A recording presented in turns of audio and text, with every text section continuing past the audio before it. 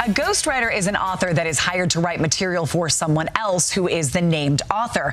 And after the ghostwriter behind Prince Harry's book Spare did some interviews with the media this month, it's the latest example of the troubling trend where writers are dishing on the celebrities they've worked with.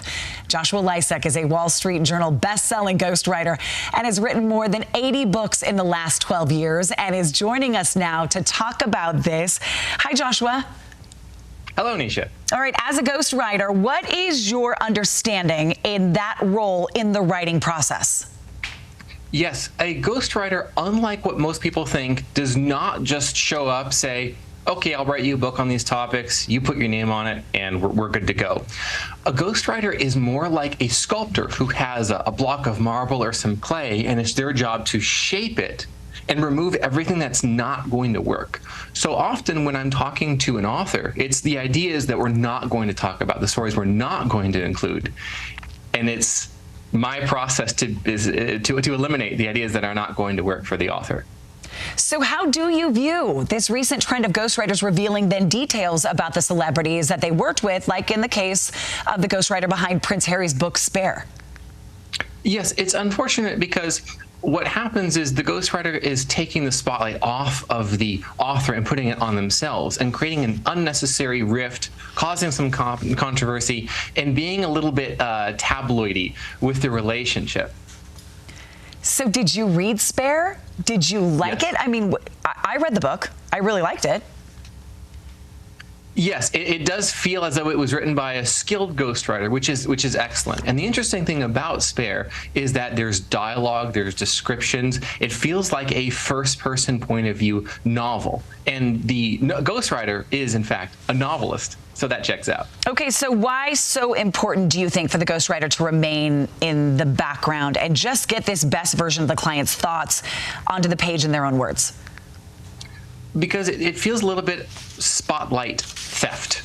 Look at me, look at the person behind it. We've seen other ghostwriters do this to authors, try to, let's say, ride the coattails and get interviews and get splashes and kind of trash their client, unfortunately. And it makes the author look bad, it makes the ghostwriter look bad, because it tells future clients, well, I don't want that ghostwriter doing that to me. I better stay away.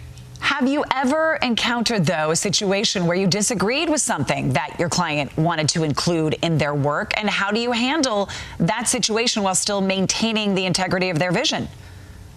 Yes, that does happen often, and it's usually because there's a story that's near and dear to the author's heart, and they really want to put it in there.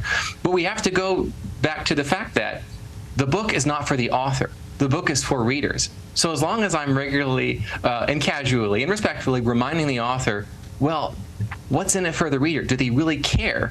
That, as our North Star, as our orientation, allows the author to sometimes say, oh, gee, I guess that story I thought everyone wanted, they won't really want because it's not anything for them. It's just about me.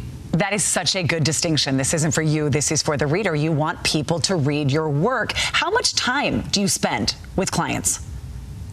Anywhere from 1 to 5 hours a week, and with most authors. Others will fly me out to the other side of the world to stay at their compound for a few weeks to get the vibe of their organization. Any that have been particularly tough for you to strike this balance between capturing their voice but also expressing your creative touch as a writer? Yeah, I see that a lot with complex technical organizational books where the author has vast expertise and speaks the jargon, so to speak, of the industry, but they're writing for a broader audience. And a cool little trick that I'll use is Simple English Wikipedia to look up their industry to see how it's being described for people whose second language is English, to help translate their expertise into the vernacular, so to speak. Joshua, I think this is so fascinating. If you want to know more, everybody, his website is lisekghostwriting.com. Also, his Twitter handle is on your screen. We'll put a link on our website at abc4.com/GTU.